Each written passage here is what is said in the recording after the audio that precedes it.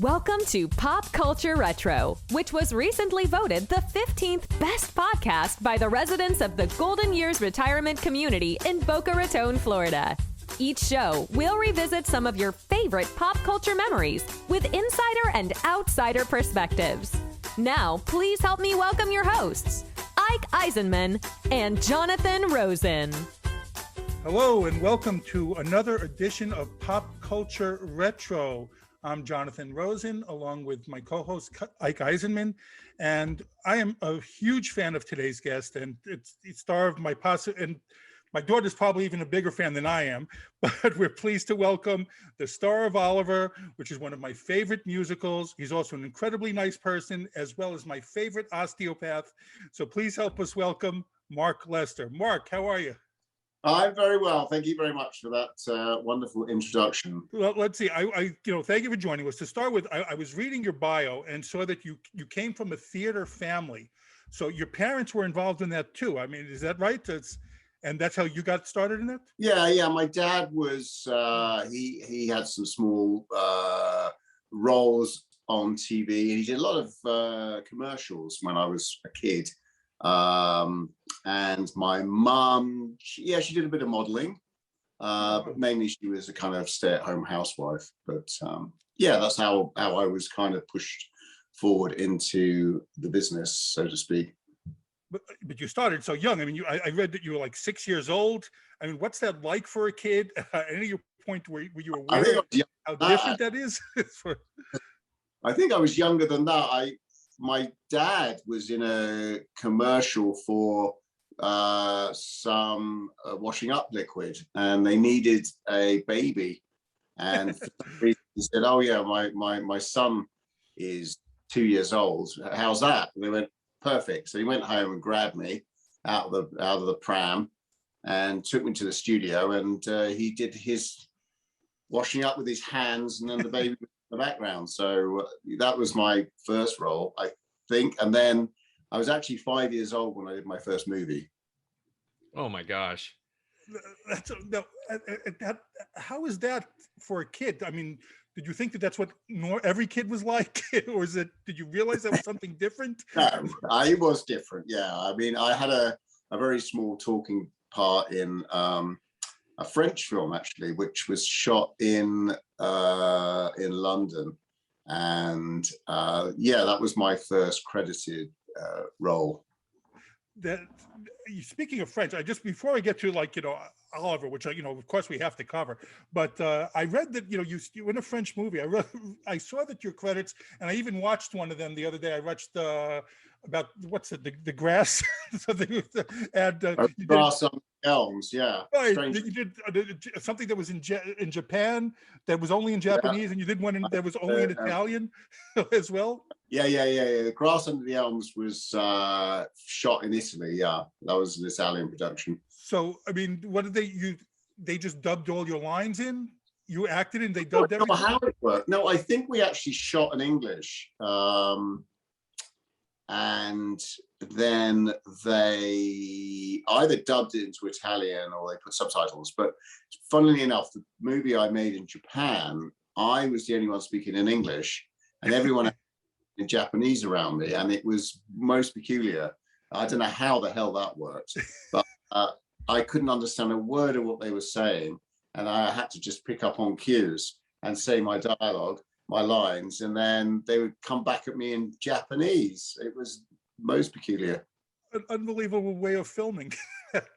Well, did they walk you through what they were saying, so at least you had some concept of how to react? I mean, I can barely imagine. That wasn't to complete nonsense. I understood the concept of what they were saying, and I had to speak back in English. It was very, very interesting, to say the least.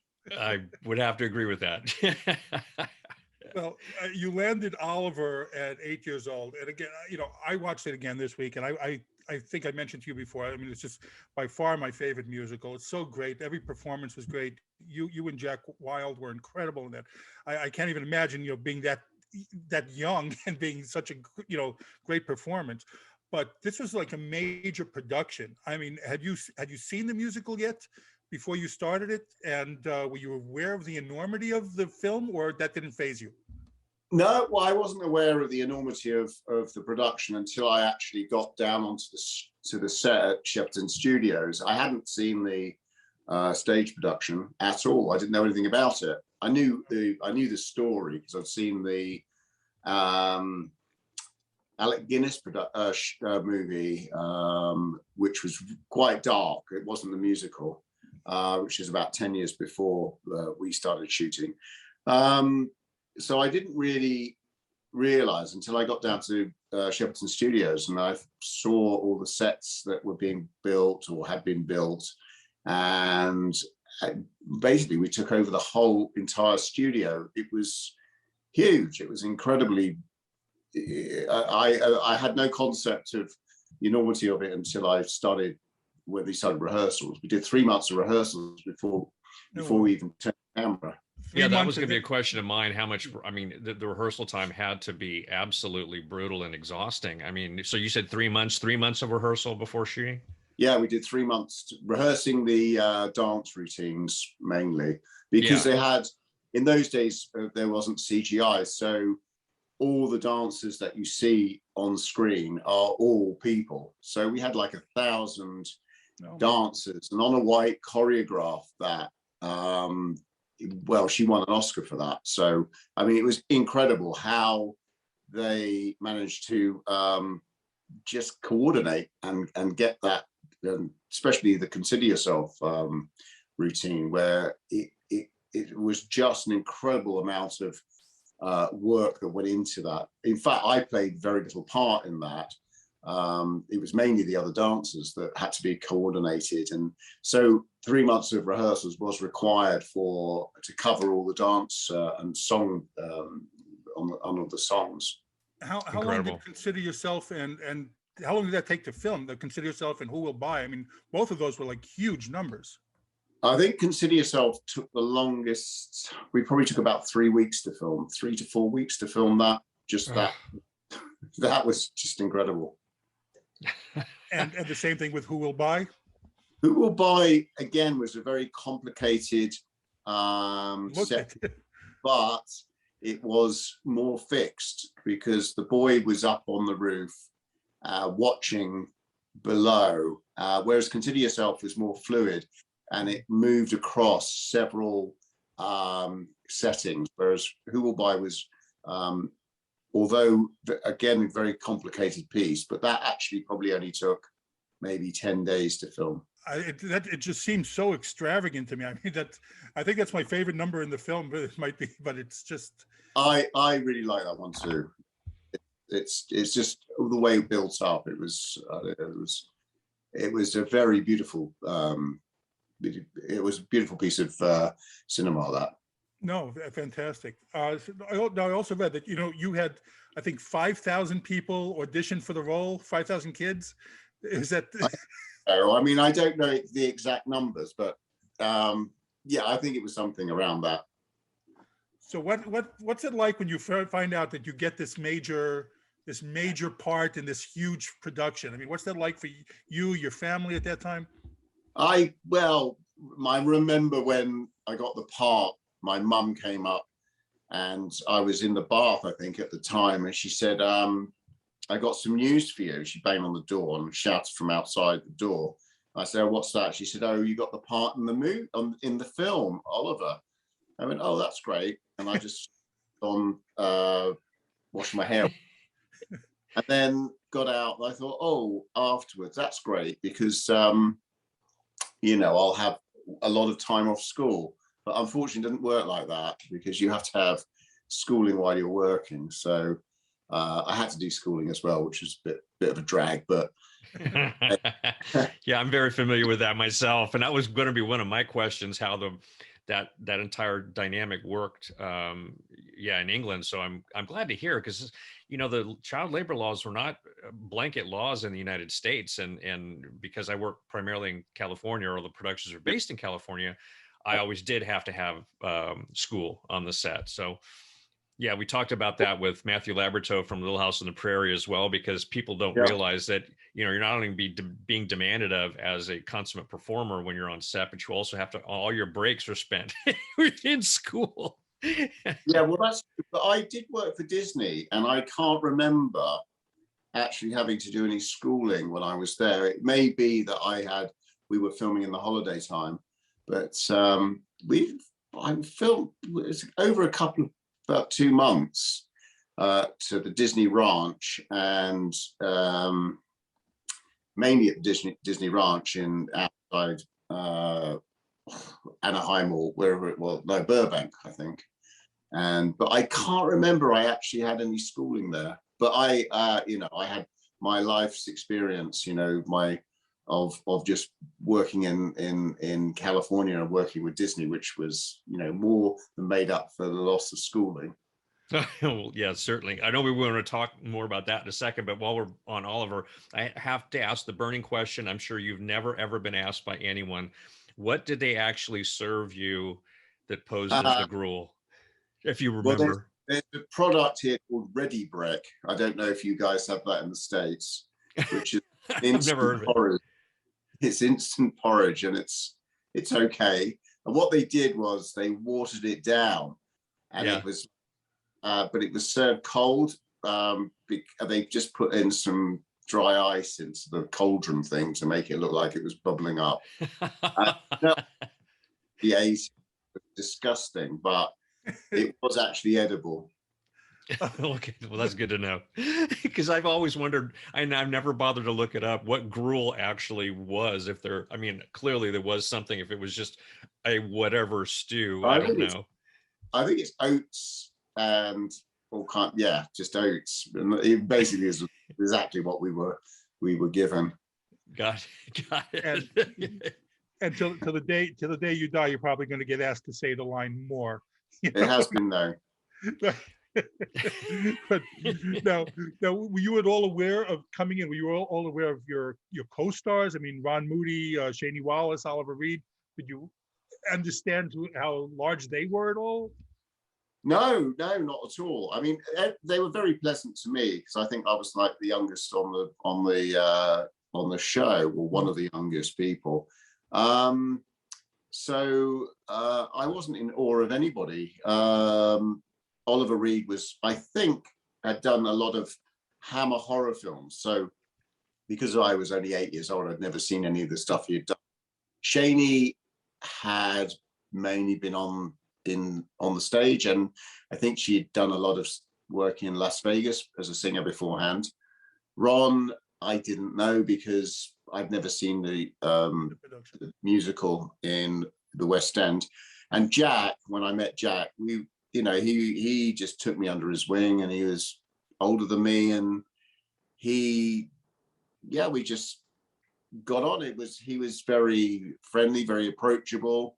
And I think you see that in the movie as well, the sort of rapport we had together. So, but apart from anybody else, I mean, apart from the fact that of all the sets were huge, and we had technology as well. We had video playback on the show, which was like cutting edge technology.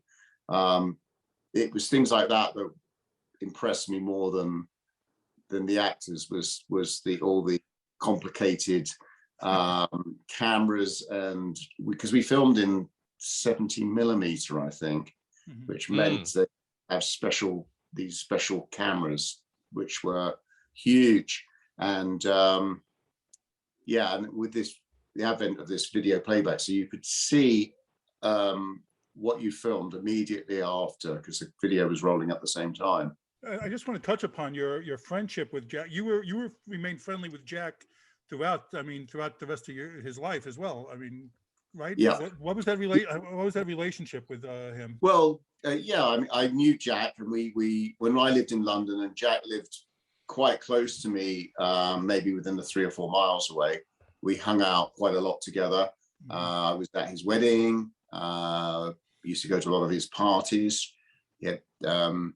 He was always that much older than me. He's about 4 or 5 years older. So in my teens. He got married quite young. His wife was lovely. And yeah, we just sort of had a relationship as buddies, really. And then we wouldn't hang out all the time, but then maybe I'd see him 3 times in a month, or maybe I wouldn't see him for 6 months. Then we'd hook up again, and then we would get invited to do interviews, and we'd turn up, and then we'd maybe go out for a meal afterwards and sort of catch up on what was going on. You still, I mean, besides Jack, I mean, you still speak to about Shani Wallace. You still keep in touch with her as well? Shani, I actually, funny enough, yeah, we talk quite a lot on email. We've done a couple of these signing things. We did one in California. We did one in Chicago, Comic-Con or whatever they're called, or the Hollywood show, I think. And she's great. I mean, she's absolutely incredible. I mean, I think she's 86 or 87. Oh, wow. But I mean, she wears very, well cut clothing. She wears jeans. She looks great. She really, and she's absolutely incredible. I mean, if I'm anywhere near as fit and able as she is, I'm 87, I'll be quite happy. Oh, that's great. That's fantastic. She was great in the movie. I mean, so everyone basically took you under their wing. Everyone, Shani and Ron and everyone. So just treated you, made you feel comfortable on that set. Yeah. I was very lucky, actually, because I guess I was the spoiled one. But no, they were all really. Carol Reed. I can't think.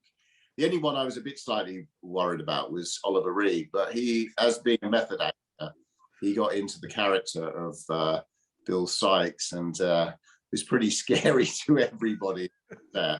So so that wasn't acting from you. You were terrified doing those scenes with him. Yeah, pretty much so. Yeah, I mean, he was although again, he was very gentle with me. All that stuff when I'm being thrown around was really, it wasn't at all. It was I was completely safe. Yeah. Which is your favorite number from the musical? Well, mine, like yourself, is Who Will Buy, because the way it progresses from the Rose Cellar all the way through it builds up. I just think that was a really wonderful piece of filmmaking. We were very lucky with the weather, because in England we have quite a lot of rain over here, and one of the best summers ever, because the set was built, obviously it's outside, and so we were completely dependent on the weather, but we were just really lucky and got 10 straight days of sunshine. Yeah, that's amazing. Well, Florida's not like England so much, but we do, especially during the summer, get an awful lot of rain every single day. Every day. Yeah, you get rain, you get rain like like floods and things. I mean, it's Yeah. Wow. But then again, you've got like 11 months of very nice weather as well, so it ain't that bad. True. Very true. I read a couple of things. You have any anecdotes from the movie it's filming itself? I read something about the ear, and I read something about a rabbit. So I just want to get those. Oh, the rabbit, I think, was when we were doing Pick a Pocket or Two, where Carol Reed wanted to get a reaction from us as kids, and so he employed a magician behind the camera and a clown who would just do funny things. So he got I think it's quite hard to get kids to react the way he wanted. So he had this magician who would pull rabbits out of hats, and we were going, oh, and looking for, and then clown would make people laugh, and so he was getting the kind of reactions he wanted to. And what was the ear story? The ear was when we were doing Oliver the Boy. What was that song? I've forgotten. When he for sale, or is that... after he's asked for more, and then he gets caught, and then the Harry Seacombe as the Beadle walks him around. The boy Oliver, who wanted more, because I can't. The song, I know the song. I forget the title at the moment. It was after Oliver asked for more, and Harry Seacombe grabs him. The Beadle grabs him, and then marches him round by the ear round the workhouse. So the makeup department decided to play a joke on Harry Seacombe, and they fitted a little plastic extension to my ear. So he grabs it in the scene, and then this bit of plastic comes off, and of course he pulled my ear off. That's great. Everyone just laughing. I wanted to, what you just mentioned, I was just curious about. You said it was tough to get kids. Now, with so many kids involved in so many scenes, was that tough to film? Was that to get everyone's attention, or everyone's just they were so professional and everything? The thing, all the kids that were working on the movie were from a stage school, so it was like an acting school. So they were kind of programmed into, otherwise they'd have been all over the place. So they weren't just dragged off the street. They were actually programmed to, sit and not look at the camera, and to take instruction from the director. When did you first realize they would have such staying power as well? I don't know. I think when I got to the Oscars, and it was a big deal there, then I kind of realized that this was something that was going to be quite big. I didn't realize it was going to be so huge that it would still be around today. I mean, they still show it on TV here. So at the Oscars, I think I realized, and when it won the Best Picture, I thought, oh, actually, well, yeah, this is going to be, this is quite. Well, I know it had a huge impact on my life, I have to tell you, because I've been trying so hard to remember in how I first saw it, because I was probably too young to fully appreciate it when it first came out. But it might have been in a re-release. And you might not know much about the history of the film from that standpoint. Was it, how long was it in theaters? Because it was, movies back then, when they were as huge as that film was, especially in the United States, would stay in the theaters for a couple of years sometimes. Yeah. So do you remember how long it was in its initial release? I believe, because my dad used to get the Variety magazine, and they used to list all the top 10 films, or the top 50 films. And I think it was over 52 weeks in the top 10. So it was showed in the top 10 for a year, and then it would have hung around for a bit, maybe another year or so before they fizzle it out, and then it goes on to TV, I guess, after that. We didn't have DVDs and around in those days. Oh, sure. Well, I'm certainly grateful for him now, because it's a film I go back to all the time, and I appreciate it just as much as Jonathan was expressing. And you were one of my inspirations, actually, when I had designs to get into the industry, because it was such an exceptional piece of work for such young children. I mean, 8 years old. I know I didn't start doing commercials until I was 9, and it took me a little while to get on my feet well enough to to start doing drama in any meaningful way. I didn't study or anything like that, so I was kind of curious about you. Did you just end up entering the business and learn as you went along, or did you take any classes in performing? Well, I was at a stage school, and so they kind of programmed us into how to behave in front of the camera. I had done a lot of TV work beforehand, and maybe 3 or 4 movies before I got the part in Oliver.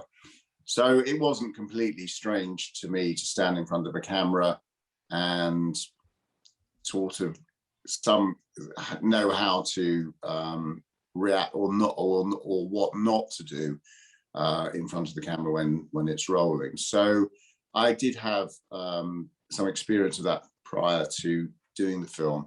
And then after that, yeah, it was a question of learning. But you find in acting that you pick up stuff off other people. And I did a movie with Telly Savalas, and he was a very interesting guy. And he taught me quite a lot about reacting. I think it was reacting to another actor. And so yeah, you learn from other people all the time. And I was very lucky to work with a lot of great actors. So when I did Prince and the Pauper, I worked with George C. Scott, who for me, I mean, he was absolutely mega guy, and a lovely and gentle man. And even just being in his presence was enough. You get you get his aura. You get Ernest Borgnine, another really lovely guy. I've watched their movies, but actually meeting them and working with them on film, you absorb something from them, and every scene really you pick something up.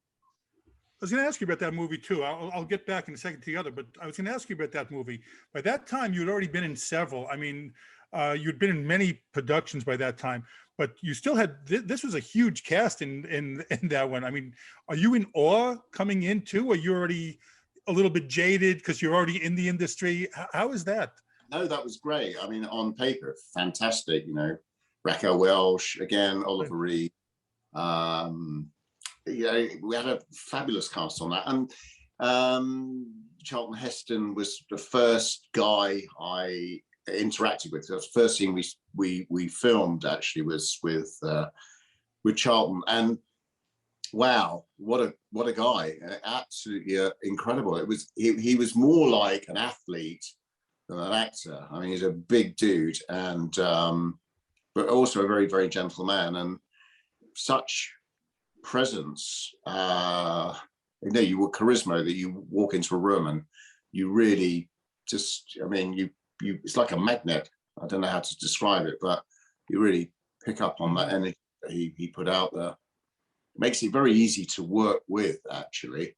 So everyone just treated you, I mean, at this point, I mean, like I said, you had already made many movies, so, but you didn't have like something that you were like in awe, that you were like nervous about coming in at this point? I never really got nervous. I just kind of, well, they're all just human beings after all. Sure. But yeah, I was actually in awe of more of Raquel Welch, more because I was a 17-year-old boy, and that's probably more to it than that. She was actually lovely. She was a star, I must say, and she still looks amazing. And she was great, very kind to me, and but again, a real presence and an absolute beautiful woman. And you also said you mentioned some of these stars you work. I also read, like, you're with Kirk Douglas, also Britt Eklund, Shelley Winters.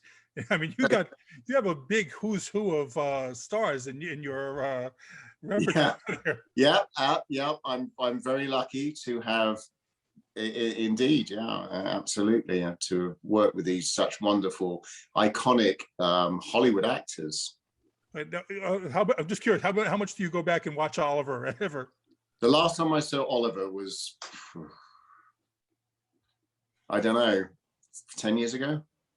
Wow.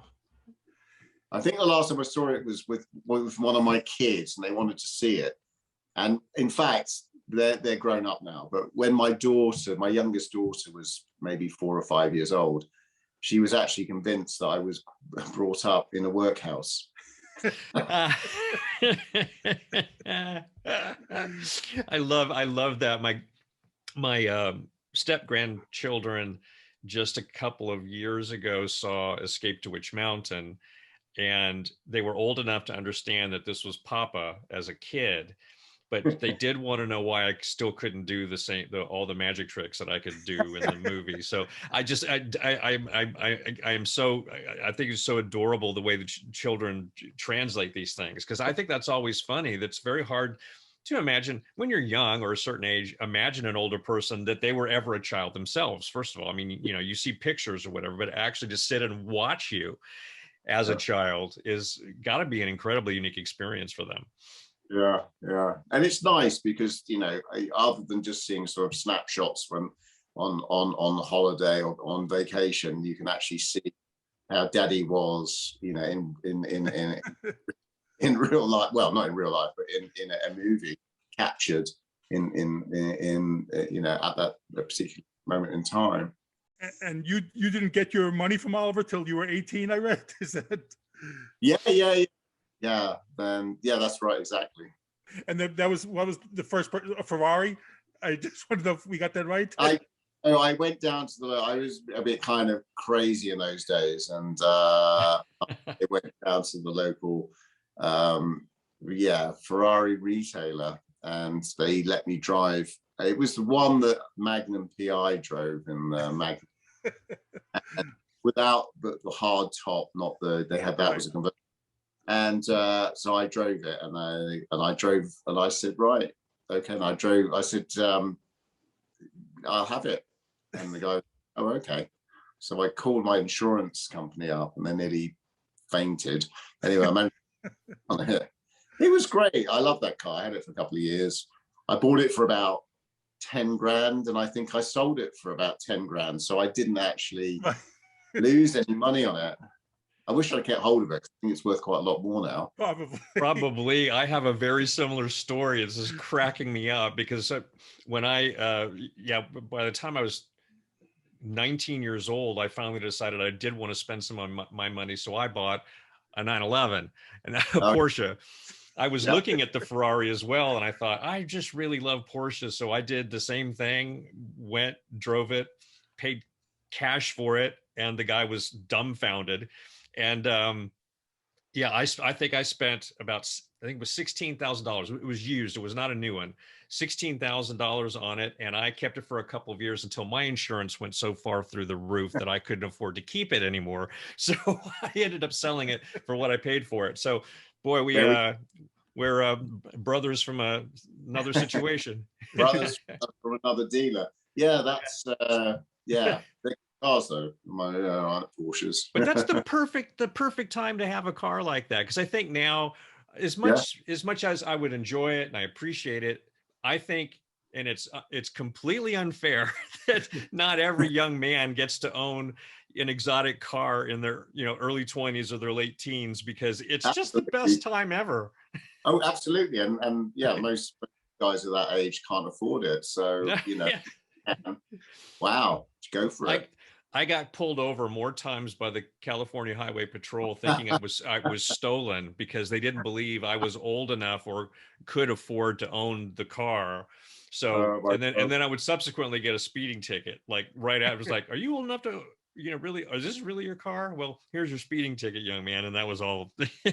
Oh no. Yeah. Oh no, that's terrible. If anyone's interested, my first car was my uncle's 73 Buick, which he gave me. But so yeah, very similar. No, I said I didn't realize until I think I mentioned to you a little bit last time. I didn't realize what a cult following, what a huge Melody has. I mean, there are several Facebook groups dedicated to that movie, large groups, which you worked with Jack Wilde again. Can you just tell us a little bit about that movie? And Tracy Hyde was in it. Yeah. Jack, Melody put Jack Wilde and myself back together for this story about a schoolboy, bunch of school kids. And I played a role of a guy who falls in love with this schoolgirl when they're 12 years old. So it's all innocent. There was nothing. It was a family film, and it was just about the innocence of young love. And it had music by the Bee Gees, which was fabulous. And it was just one of these sort of nice, easygoing movies that was just fun to watch. And it didn't have any messages in it or anything. It was just entertainment. So, but it suddenly took off and had a huge, it didn't do so well in the UK. I think it did okay in the States, not huge, but in the Far East for some reason. It was absolutely colossal. It came out the same year The Godfather came out, and it actually knocked The Godfather off the #1 slot in Tokyo. Wow. And then, yeah, I mean, it was absolutely, I don't know why, but anyway, it again, it was in the cinemas. It's still in a cinema somewhere in Tokyo as at the moment. That's an incredible market. Yeah, that entire culture, it becomes so fascinated with the most fascinating films and really embraces them and keeps them around forever. I think that's incredible. It is because we don't see many. They have made some incredible movies themselves, but we don't see an awful lot of movies come out of Japan, considering it's such a huge market and a huge country. Now, you still do things with, they get you and Tracy Hyde together for certain appearances sometimes? Is that? Yeah, well, actually, funny enough, we went to Tokyo a couple of years ago. No, when was it? Maybe about 3 years ago. And my daughter was desperate to go. She loves everything Japanese. So I had the opportunity to go to a Comic-Con convention over there and do some autograph signing. So I took my daughter Olivia with me, and we spent about 10 days out there. We did the Comic-Con, which is a couple of days, and then we spent the rest of the time traveling around and staying with friends, and it was great. So I do get that opportunity, and there is some talk at the moment going back. We were going to do it this year for the Melody 50th anniversary, but of course the COVID has stopped that. But that might happen next year. If it does, it's fine. If it doesn't, things will happen. Oh, I hope that happens. Now I want to transition into you made a film for Disney, which we touched upon briefly. I mean, The Boy Who Stole the Elephant.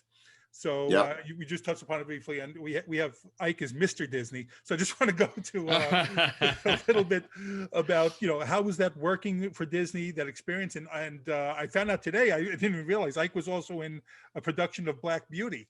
So hey, so yeah, we have a shared title out there. Black used to be made quite a few times. Oh yeah, it's at least a dozen times. I can't even imagine how many productions there have been. Mine was for television, but. Okay. No, I was glad to hear that you got a chance to work out at the Disney Ranch, because I was curious if that was because I'm not seeing that, because it was on The Wonderful World of Disney. Is that correct? Yeah, that's right. For television, yeah. Because I did actually got to do 4 of those for them. So I worked out at the Golden Oak Ranch every summer for like 3 years, and what a lovely, fun place. I mean, to be able to shoot something. I can't imagine you had a bad experience, but how did you like working for the studio? We stayed up at the ranch for about a week, but most of the time they put us up in the Chateau Marmont Hotel on Beverly, Wilshire. So that for me was worth the whole experience, just by staying in that wonderful hotel. How was it? Yeah. I mean, I used to get picked up in the car in the morning, taken to the studio, say my lines, ride on the basement, and then go home and then watch all those wonderful American shows. You see, because in the UK in those days, we were way behind you guys. So everything for me was new, going to have milkshakes and burgers, and the drugstores, I remember, where they used to serve malts milkshakes. And it was just, wow, it's a young kid doing all these things and working for Disney, and at the weekends they gave me a pass to Disneyland, so I had unlimited amounts of rides on. This was huge. This was this wonderful concept, going on the Pirates of the Caribbean or the Haunted House, or it was wonderful. It wasn't like work. It was like being on a 3-month holiday. Oh, that's fantastic. Disney just reached out to you after seeing Oliver. Is that what happened? Is that I think so. I think my agent probably had something to do with it. Yeah, I guess the agents read these scripts and they put people together, and that's how it happened. another thing you probably have both in common there too. I was looking at old pictures there. I mean, you were. I want to know how it goes from being like a normal kid, I guess, to being a teen idol. You were in the cover of like Tiger Beat. I saw with Jack, with David Cassidy, Bobby Sherman on the cover, and you were in many ones. How does it get? What's an experience like to be like such a teen idol, huge teen idol at that point? The funny thing is, I know I was, but it wasn't until much later that I actually saw these I saw some of these magazines, but I didn't realize the extent of being Jack, myself, David Cassidy, Donny Osmond, Michael Jackson, and then there were whoever was kind of popular at the time. But yeah, I'm being on the cover of some of these magazines as well. It never really sunk in until maybe about, I don't know, 10 years later, when people would send me through the post. They would say, oh, can you sign this? I was like, oh, crikey. I was actually on the front of that magazine. I didn't realize. So, yeah, I mean, I don't know if these magazines still exist. Do they? Tiger Beat? I don't know if Tiger Beat, they do have magazines dedicated to, like, teen idols, that for sure. I don't know about Tiger Beat. Yeah, well, they'd be different now because there's been so many different, there's so many different modes, aren't there? So you've got the pop stars, you've got movie stars, and you've got TV. You have Harry Styles all over everything. Harry Styles. Yeah. Exactly. So you were not aware of that you were on the magazines at all at this time? I was kind of slightly aware, but not to the extent of that it was almost like a weekly event. So as I wasn't, no, because I was living in London at the time, so I didn't have go to the local magazine store. We wouldn't have those magazines unless you went to a specialist store to get them. So you have no stories of wild teens chasing you down through the streets? Well, no. The only time I remember going to Japan and being chased by a bunch of girls. So that's quite nice. So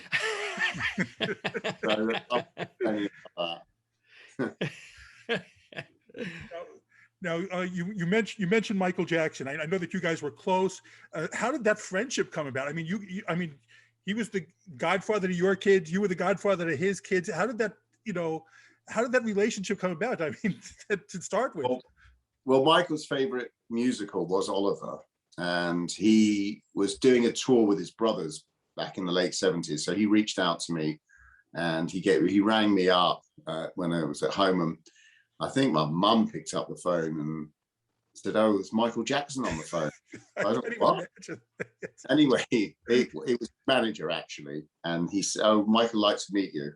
So I said, "Yeah, okay, fine." So anyway, they sent this massive, great stretch limo to my house. Wow. Anyway, my sister was like, "I want to go. So I said, well, come on then, get in the car, we'll go together. Anyway, so we drove up to this big hotel in the West End of London, and Michael had the entire floor, and he had security. It was like something going into a James Bond film. This room was huge. Never seen anything like it. This palatial suite. Anyway, Michael answered. I banged on the door. Thought, oh God, what's going to be on the other side of the door? The guy in a spacesuit or something. Anyway, Michael he was just wearing he was wearing exactly the same clothes as I was wearing, which was a pair of jeans and like a polo shirt. And he was so kind, and he took me, and my sister was like, I don't think she could talk for about an hour. Finally managed to talk, and he was just so very kind and sweet. And we sat. I didn't know how long the meeting was going to be, but we went in at about 12 o'clock noon. I think we came out about 9 o'clock in the evening. So. And then from there on in, we were, whenever he came to London, he used to give me a call, and we used to just hang out, because Michael, of course, was so famous that he couldn't go out, right, on his own. He'd have to have a load of security around him, but which I didn't envy him for. But yeah, I mean, he had a lot of dedicated fans, and it was just nice to be in his presence. So you maintain that friendship throughout the rest of his life. Yeah, absolutely. Yeah. That's something. That's just incredible. So now I also read, I mean, that you were a black belt in karate, and that's how you got transitioned into what you're doing now. Yes, correct. I wanted to do something that involved sports injuries, and so I got involved in osteopathy, which I guess in America it's slightly different. We'd be probably more likely to be referred to as a chiropractor. So an osteopath, although it's manipulative, but they usually go off into do cardiovascular or orthopedics or something, whereas I'm a manipulative practitioner. So I'll be more on par with what you have at chiropractors in America. And acupuncture as well. That's one of the things that you specialize in. Yes, I am an acupuncturist. So what made you decide to leave the business, acting, and transition into that? Well, I think for one thing, I watched Jack Wilde, and he would wait and he would do a pantomime, which is a traditional Christmas show they have in the UK, mm-hmm. and he'd work three weeks of a year, and I thought, well, I don't think that's going to pay the bills, is it? So it was a kind of strategic move to do something that generated more of a regular income, as well as being able to work full time, which you can't do unless you're on a soap or a hit TV show. But that finishes, we've just been watching that wonderful Schitt's Creek, which seems to go on forever and ever. But it's brilliant that, those guys are working flat out when they're working. But as soon as it stops, what are they doing now? They're probably sitting at home writing or cashing their checks from the repeats. But, I just needed to do something that was more full time. And now, if something came along, would you ever have the bug to go back in, or no? Absolutely. I mean, if there was an opportunity to do something and it sounded like it was fun, then I would do it. In fact, funnily enough, I was offered to play a part in. They did a kind of spoof thing on Oliver called Twist, and I think it was Michael Caine had a part in it, and it was Jude Law's son who was playing the Oliver. Anyway, it came out. They shot it in about 3 weeks, but they did ask me if I wanted to do a cameo in it, and I said, "Yeah, okay, I'll come up for a couple of days." But the dates didn't work, and I was going off to the States with my girlfriend, and Thanksgiving was more important than doing the show, so I had to turn it down. I do hope that you're in that you are in something in the future. I'd love to see that. Now you mentioned the Comic-Cons before. Do you still go out? Are you planning on doing any, or any conventions that fans can see you? I think there's one coming up. I always like doing the ones in the States because they're the most fun. And I've done Baltimore, yeah. I've done the Hollywood show in Los Angeles and the one in Chicago. This is great. I love Chicago. It's great. There's a big one in San Diego, but I haven't been to that yet. I think that's the biggest one. Yeah, the biggest Comic-Con, I think, is huge. But they're more for, people like Game of Thrones and that genre and sci-fi. Star Trek and Doctor Who, I think it's big. So, I mean, I would like, I think there's one coming up in Edinburgh that I'm due to do maybe late next year, I think that is. There are a lot of virtual ones now too, so. Well, everything's virtual now, isn't it? So I just can't wait till I can get on a plane, and as soon as I can, I shall be in Las Vegas. Great destination. We love it. Oh, I love Las Vegas. I'm a huge fan. Yeah, my girlfriend's from Dallas, and I love Dallas too. I love Florida. I love the States. I mean, New York, that's great. California, LA, San Diego. Yeah, it's all good. You guys are great. And I love England, so I love visiting. It's been some time. Excellent. I'm over. I hope you do get to come to Florida. We'd love to see you here. Yeah, I last time I came to Florida was in 2000 and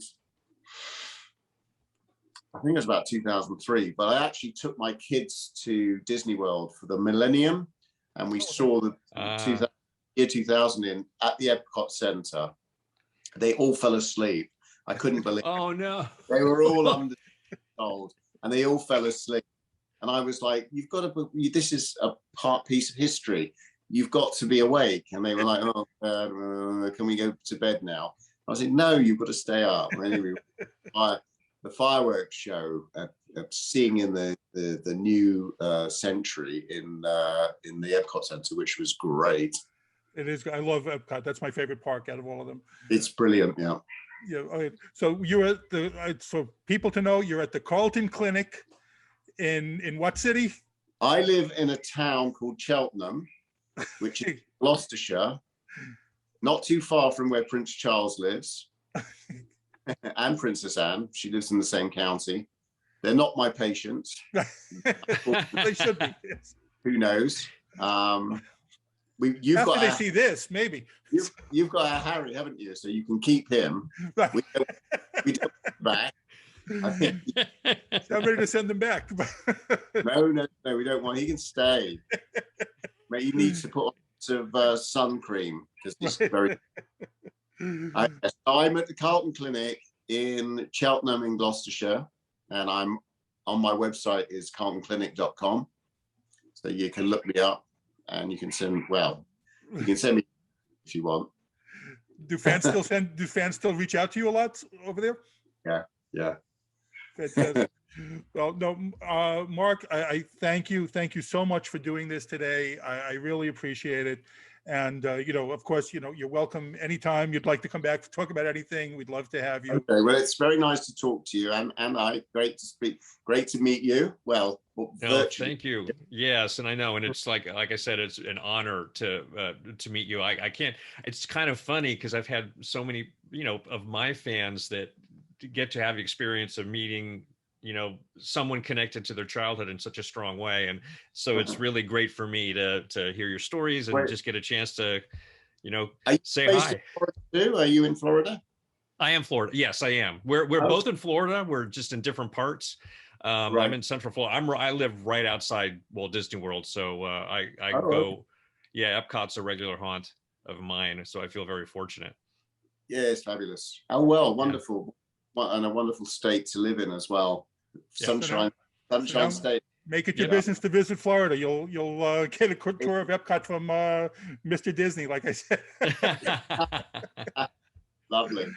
But thank you again, Mark. And like I said, I really appreciate it. And on behalf of Ike and myself, this has been Pop Culture Retro.